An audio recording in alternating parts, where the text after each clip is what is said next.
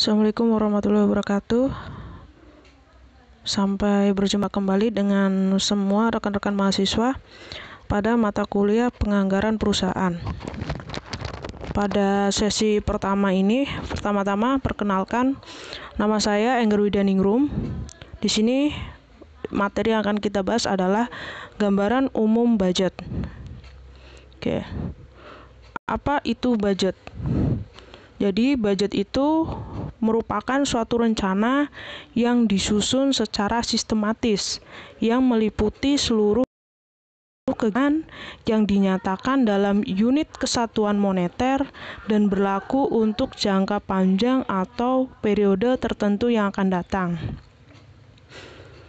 Lalu apa sih tujuan kita menyusun budget ya? Jadi menurut Nafirin dalam bukunya disampaikan beberapa tujuan, antara lain yang pertama membantu perusahaan dalam memberikan batasan atas jumlah dana yang akan dicari dan dikeluarkan. Biasanya di sini menjadi cara pandang perusahaan, kira-kira dia butuh dana berapa, dia perlu mencari dana tambahan dari mana, misalnya dia bisa menjual saham atau dia mencari investor baru.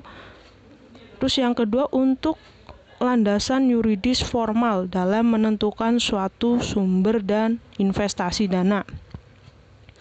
Yang ketiga, membantu manajemen terkait untuk melakukan pengawasan karena adanya rincian sumber dana dan investasi di dalam anggaran. Yang keempat, ada merasionalkan sumber dan investasi dana. Jadi di sini kita bisa mengira-ngira kira-kira sumbernya dari mana saja, investasi dananya berapa, rasional apa tidak gitu ya. Selanjutnya, untuk menyempurnakan rencana yang telah disusun. Yang terakhir, membantu manajemen untuk menampung dan menganalisis serta membuat keputusan dalam aktivitas operasional perusahaan. Jadi dari budgeting itu sebuah perusahaan bisa dengan mudah mencari atau menganalisis keputusan-keputusan operasional perusahaan. Next, fungsi budget. Jadi dalam suatu perusahaan, budget memiliki beberapa fungsi, antara lain yang pertama ada perencanaan. Ya, budget itu sebagai fungsi perencanaan. Dia merencanakan, misal kita mau membuat budget biaya tenaga kerja langsung misalnya, itu kita bisa membuat perencanaan kira-kira kita butuh berapa tenaga kerja, terus apa saja yang diperlukan gitu ya. Yang kedua ada memfasilitasi komunikasi dan koordinasi. Dengan adanya budget kita bisa memberikan informasi ya untuk kemudahan koordinasi dengan pihak intern yang berkepentingan. Yang ketiga ada mengalokasikan sumber daya. Keempat, ada mengendalikan keuntungan dan operasi. Yang selanjutnya ada menyediakan standar untuk mengevaluasi kinerja dan menyediakan insentif. Nah, di sini fungsinya ya, ada menyediakan insentif berapa kira-kira yang dibutuhkan. Oke, ada menyediakan informasi yang dapat digunakan untuk membantu dalam pengambilan keputusan. Oke, next. Kenapa perusahaan perlu menerapkan budgeting? Oke, para manajemen tahu bahwa penggunaan budget sangat bermanfaat dan mempengaruhi profit perusahaan. Yang pertama, budget adalah pedoman anggaran perusahaan. Yang kedua, budget adalah alat pendukung review kinerja. Yang ketiga, budget adalah pengawas anggaran perusahaan. Yang keempat, budget adalah proses yang menekan resiko penggelapan dana. Jadi dengan adanya budgeting untuk tindak korupsi atau penggelapan dana itu bisa diminimalisir karena kita sudah tahu ini budgetnya berapa, udah bisa melihat gambaran anggarannya. Next.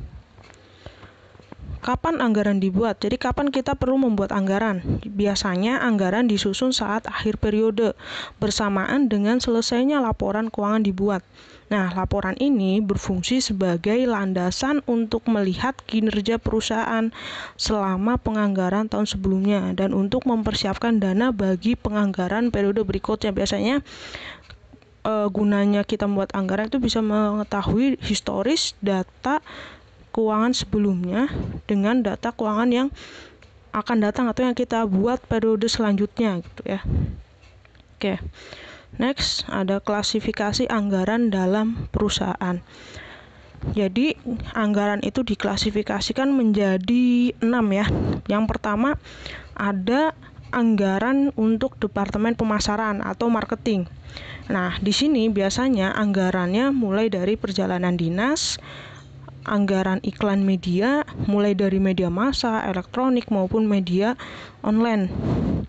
Ada anggaran promosi, anggaran seragam baru, dan lain sebagainya yang berkaitan dengan apa? Yang berkaitan dengan pemasaran. Karena kalau suatu perusahaan punya produk maupun jasa, jika tidak dipasarkan dengan optimal, otomatis produk atau jasa yang dihasilkan tersebut kurang diminati masyarakat dan kurang dikenal oleh masyarakat, di mana itu akan berdampak kepada penjualan dan pemasukan. Oke, yang kedua ada Departemen Human Resource Development atau biasa kalian kenal dengan Departemen HRD. Nah, di sini mulai dari anggaran gaji, komisi, THR, perjalanan dinas, anggaran BPJS Ketenagakerjaan, dan lain sebagainya yang berkaitan dengan HRD ya. Mungkin ada anggaran nanti perekrutan tenaga kerja baru gitu ya, anggaran PHK atau pensiun dini, misal terjadi hal seperti itu kan perlu dianggarkan. Oke, yang ketiga ada Departemen Finance, yaitu anggaran belanja. Ini mulai dari namanya finance ya, ada kertas keterangan kerja yang berkaitan dengan menunjang kegiatan atau pelaksanaan finance. Ada anggaran audit, ada anggaran perlengkapan kerja, anggaran depresiasi, anggaran konsultan, anggaran perjalanan dinas, anggaran asuransi, dan sebagainya. Selanjutnya ada Departemen Produksi. Nah, di sini biasanya dia lebih ke anggaran peralatan kerja, mesin-mesin yang dibutuhkan, terus peralatannya apa aja gitu ya. Kalau dia perusahaan manufaktur, lebih ke alat-alat produksi. Kalau perusahaan jasa ya alat-alat apa yang bisa menunjang karyawannya atau pegawainya dalam melaksanakan atau memberikan jasa pelayanan yang berkaitan dengan perusahaan.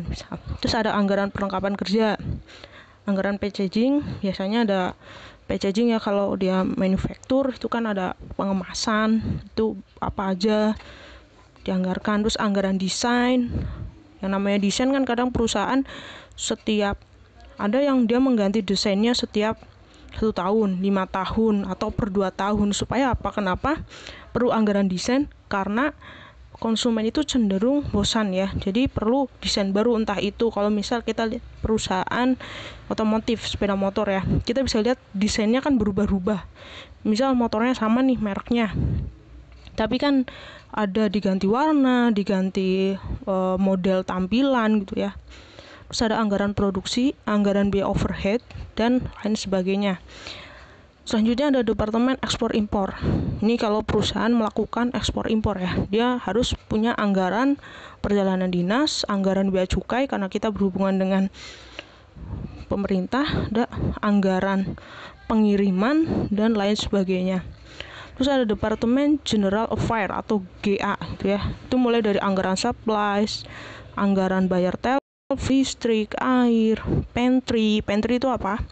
Kayak mulai kopi, gula, teh gitu kan kadang ada ya perusahaan yang dia menyediakan pantry untuk karyawannya atau untuk menyambut apabila ada tamu yang datang ke perusahaan atau klien. Ada anggaran maintenance dan semua yang berhubungan dengan pengeluaran umum perusahaan. Oke, selanjutnya cara menyusun budget nih. Jadi kalau kita lihat dari pendapatnya Stoner dan Freeman itu yang ditulis tahun 1995, menyusun budget itu ada 2 cara. Yang pertama, kita bisa menggunakan top down budgeting atau bottom up budgeting. Apa bedanya 2 itu ya? Yang pertama, kalau untuk top down budgeting, ini merupakan cara penyusunan budget yang ditetapkan oleh pimpinan tertinggi dalam perusahaan atau dalam tim budgeting. Di sini para bawahan atau kepala departemen hanya boleh memberikan sedikit kontribusi atau sama sekali tidak ada kontribusi.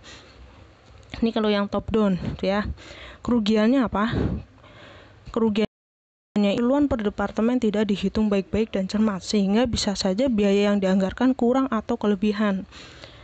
Kelebihannya menghemat anggaran dan mempersingkat waktu penyusunan, karena tidak perlu lagi melakukan komunikasi dua arah dan saling meminta pendapat, dan tidak perlu lagi adanya revisi karena tidak ada masukan.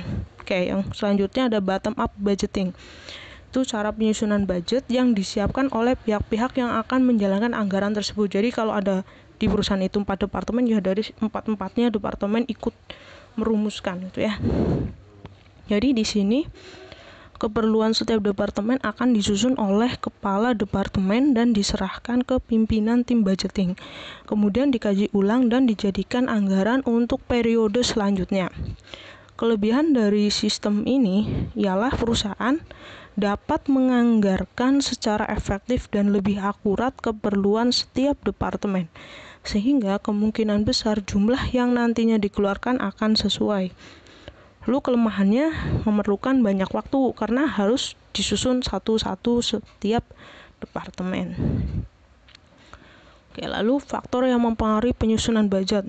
Sebenarnya untuk faktor yang mempengaruhi itu ada 2, ada faktor internal dan eksternal. Kalau internal itu mulai dari data faktor hubungan dengan data, informasi, dan pengalaman yang terdapat di dalam perusahaan sendiri.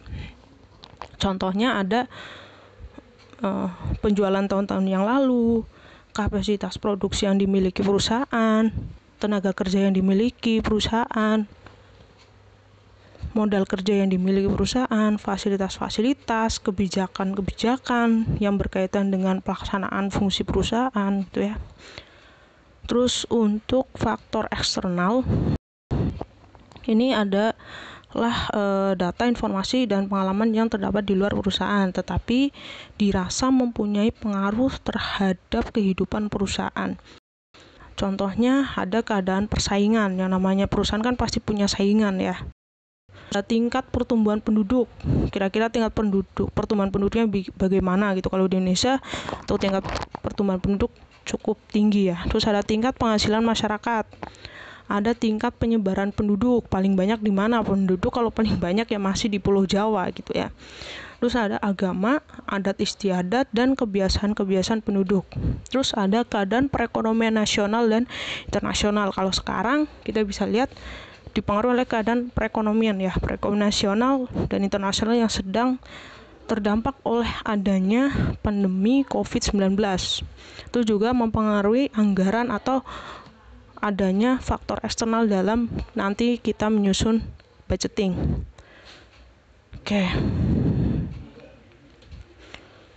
Oke, ternyata cukup untuk tambahan materi dari saya. Untuk materi lengkapnya kalian bisa mengakses di website ruang mahasiswa masing-masing. Apabila ada pertanyaan, silakan kalian berikan pertanyaan di forum Learning Management System atau LMS atau e-learning kampus, atau juga bisa melalui forum diskusi, chatting, dan fasilitas yang memang sudah ada. Oke, sekian dari saya. Apabila ada salah-salah kata saya mohon maaf ya. Terima kasih. Wassalamualaikum warahmatullahi wabarakatuh.